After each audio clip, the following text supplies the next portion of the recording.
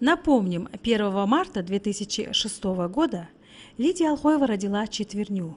Это стало не только семейным праздником, но и грандиозным событием республиканского масштаба. Жила семья Алхоевых в Северной Осетии. Имели детей Тамилу и Рустама. В связи с известными событиями они переехали в город Грозный. Там на свет появились Ася и Рамазан. Боевые действия в Чечне заставили снова покинуть крошечную грозненскую квартиру.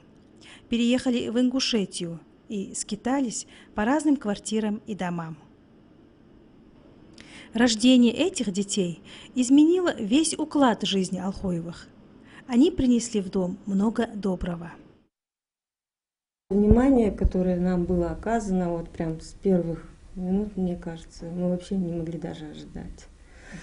Еще задолго до детей вот нам было вот большое внимание уделено, лично мне уделялось, а после уже вот мы прям находимся под личным покровительством, я не знаю, ну, за нами смотрят, в чем мы нуждаемся, как-то дали нам квартиру. Мы депортированы, и у нас не было своего жилья, мы снимали жилье, нам дали эту огромную квартиру, все условия вот для детей. Четверня это, ну, в первую очередь, бытовые условия. Все было решено до максимума, мне кажется. И материальная поддержка пошла сразу, вот, в первую очередь даже.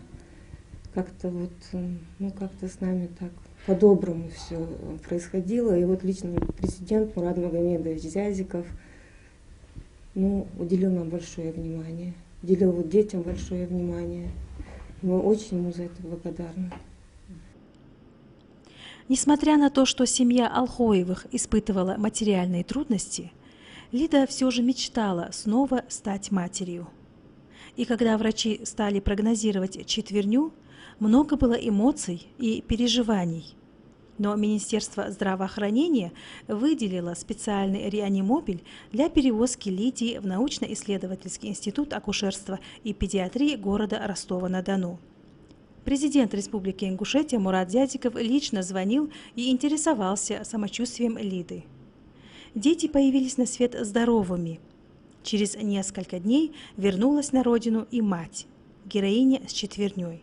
Это событие освещали республиканские и центральные средства массовой информации. Алхоеву встречали представители администрации президента, правительства. Было много подарков. Но главным и бесценным был, конечно же, подарок президента. Он пригласил Лидию и вручил ключи от новой пятикомнатной квартиры.